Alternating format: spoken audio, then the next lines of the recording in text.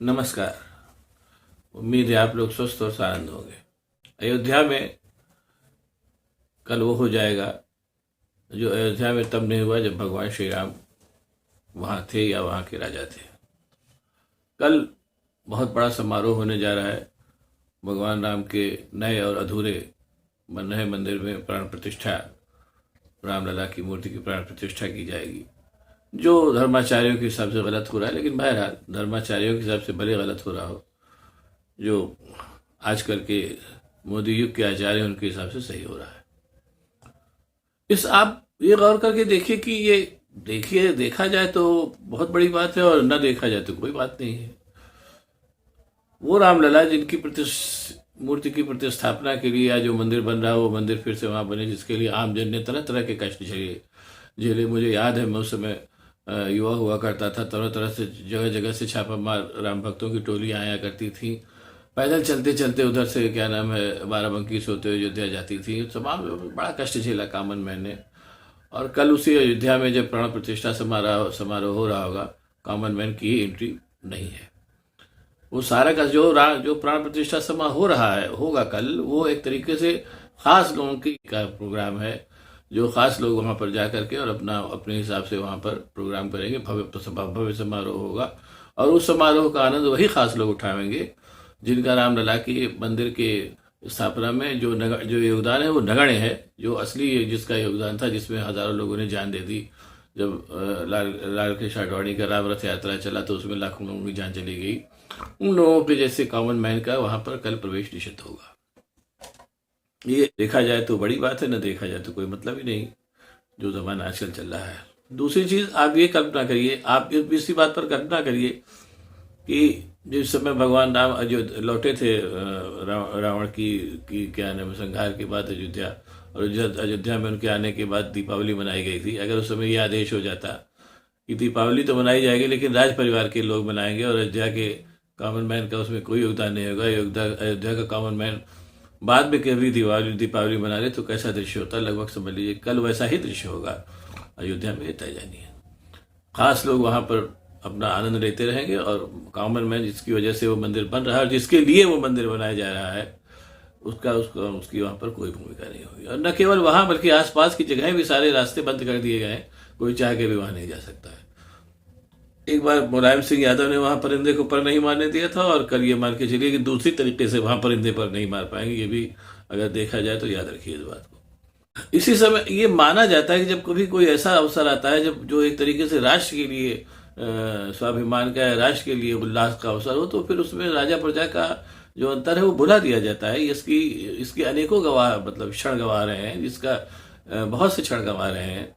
जिसका जब भारत आज़ाद हुआ था और आज़ादी के बाद जो है वो जबकि भारत पाकिस्तान की विभाजन का दंश भी था, उस समय भी पूरे भारत में चाहे वो शासक वर्ग था चाहे वो कॉमन मैन था, सारे लोग सड़कों पर उतर आए थे और पूरी तरीके से लोगों ने जोशो खरोश के साथ भारत के स्वतंत्रता का जो समारोह था उसका आनंद उठाया था। लेकिन नहीं, कल का जो समारोह है वो समारोह भी दो लोगों में बांट दिया गया, एक खास और एक आम जिसके बल पे वो समारोह होगा, और खास जो लोग उस समारोह को करने के बाद फिर से अपने अपने आरामदेह कमरों में चले जाएंगे। ये तो सबसे बड़ी बात जो मुझे खली वो ये मैंने कहा आप लोगों से बताना बहुत जरूरी है। और उसके अलावा मुझे लगता है कि भविष्य में इस चीज के लिए जो पूरा समारोह है, प्राण प्रतिष्ठा समारोह, इस पे लोग उंगली उठाएंगे, ऐसी बात नहीं है। और भी तमाम चीजें आने लगी हैं, जो लोगों के और भी कई चीजें इधर सबसे आने लगी हैं। लोग तरह तरह के सवाल उठा रहे हैं, जैसे शंकराचार्य ने सवाल उठाया और भी तमाम आचार्य लोग सवाल उठा रहे हैं कि रामलला की वो मूर्ति जिसके नाम पे मुकदमा लड़ा गया, वो रामलला जिनकी जिन जिन जो मुकदमा रामलला की जिस मूर्ति ने लड़ा, वो मूर्ति जो सालों तक टेंट में विराजमान रही, उस मूर्ति की जगह दूसरी मूर्ति लगाने का क्या मतलब था, क्या प्रावधान था।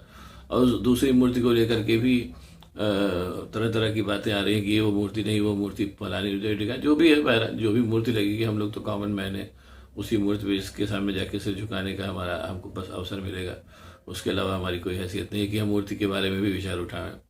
और एक कोई धर्माचार्य उन्होंने तो ये बात भी कह दी। अब हालांकि अगर देखा जाए तो ये बात बड़ी बुरी है, और उससे भी बड़ी बुरी बात है कि एक माहौल ऐसा है कि उसमें ऐसी बात कही जा रही है, उसको सुनने वाले लोग मौजूद हैं उन्होंने कहा कि जो रामलला की जैसा उन्होंने कहा कि जैसा माहौल है और जैसे भारतीय जनता पार्टी के नेता हैं चंपत राय जैसे जो फूल चढ़ाने को लेकर कह रहे हैं कि चांदी के 1000 फूल चढ़ाने से अच्छा है इसको बेच दो। उन्होंने कहा कि ये भी हो सकता है कि रामलला की जो पुरानी मूर्ति है जिसकी अब ऐतिहासिक जिसका मूल्य है उस मूर्ति को कहो इन लोगों ने पीछे से कहीं बेच दिया हो किसी यूरोप और अमेरिका में जाकर के और नई मूर्ति लगा दी। ये उनका बयान आया था। और उसके जो जो जो प्राण प्रतिष्ठा हो रही है उसको लेकर के तो आप सब लोग जान ही गए, तरह तरह के वो आ रहे हैं। ये हो रहा है कि वो प्राण प्रतिष्ठा अधूरे बड़े मंदिर में प्राण प्रतिष्ठा की जा रही, यही अपने आप में गलत है। अब उसके बाद फिर क्या हुआ कि उन सब चीज़ों से छुटकारा पाने के लिए तो जो है वो बांस को क्या नाम है, बांस को आगे बढ़ा करके वो मूर्ति का एक सांकेतिक मंदिर का एक सांकेतिक शिखर बना करके तब उस मंदिर को पूरा करने की बात की जा रही है, जो देखने में और भी कहीं ज़्यादा हास्यास्पद लगता है। ये सब सारी बातें हो रही हैं जो आप लोगों ने भी देखी सुनी होगी, और भी तमाम उसको लेकर के सवालिया निशान उठा रहे हैं। तो ये भी एक तरीके से देखा जाए तो बड़ी बुरी बात है, ऐसा नहीं होना चाहिए। भगवान राम एक अपने देश की पहचान है और कॉमन मैन की भी पहचान है, और उनके मंदिर को बनाने के लिए इतना लंबा जैसा झगड़ा हुआ है, सारे लोगों ने प्राण आहुति दी है। उनके उनकी भावनाओं को कोई वो न हो, इसकी वजह से उसका खास ख्याल रखा जाना चाहिए था। लेकिन जिस प्रकार से आरोप प्रत्यारोप लग रहे हैं, इतना तो कन्फर्म जानिए कि कॉमन मैन की भावनाओं का वहाँ पर बिल्कुल भी ख्याल नहीं रखा गया है। कुछ लोगों का ये उत्सव है जो कल जाके वहाँ बहुत ज़बरदस्त उत्सव मनाएंगे और फिर अपने अपने घर पे चले जाएंगे। ये आप मान के चलिए। इससे ज़्यादा जो है राम के मूर्ति की जो प्राण प्रतिष्ठा की जा रही है, इससे ज़्यादा उसके लिए और कुछ नहीं कहा जा सकता है। अच्छा ये होता कि ये सब क्या नाम है, आरोप प्रत्यारोप लगने की नौबत ना आती जो आई। और उससे भी बड़ा आरोप प्रत्यारोप जो लगा वो ये है कि जब मोदी जी, जिनको हर जगह जाकर के अपनी ही शक्ल दिखाने की आदत पड़ गई है, वो वहाँ भी अपनी शक्ल दिखाने के लिए नियम विरुद्ध तैयार हो गए थे। जब उस पर बहुत ज़्यादा हल्ला मचा कि नहीं ये तो किसी भी तरीके से मतलब मुख्य यजमान होने के पात्र नहीं है, तब बहरहाल किसी तरीके से उनके ऊपर सद्बुद्धि आई है, जो कह लीजिए सद्बुद्धि तो खैर उनको क्या आई होगी, कुछ और भी कुछ और ही दिमाग में उनके दिमाग में बात होगी। इस तरीके से जो है वो वहाँ पर अब कोई दूसरे सज्जन आकर के वहाँ योगी मुख्य यजमान बनेंगे, तब भी अपने मोदी जी वहाँ विराजमान जरूर होंगे। एक दो ही लोग वहाँ विराजमान होंगे, भविष्य बतावेगा कि एक तो रामलला विराजमान और दूसरे अपने मोदी जी विराजमान। ये आप देखिएगा, ये अपने आप में कुल मिलाकर के रामलला की जो प्राण प्रतिष्ठा की जा रही है उसका कुल बोलवा भी है कि ये भी जो है मोदी के हट के चलते एक शालीन कार्यक्रम के बजाय एक विवादित कार्यक्रम बन के रह गया है। बस इससे ज़्यादा मुझे कुछ नहीं कहना। अब आपको अगर ये वीडियो पसंद आए तो इसको शेयर करिए, लाइक करिए, साथ ही साथ मेरे चैनल को सब्सक्राइब करिए ताकि मैं और भी ऐसी बातें आपको बताता रह सकूँ। बहुत बहुत धन्यवाद। नमस्कार।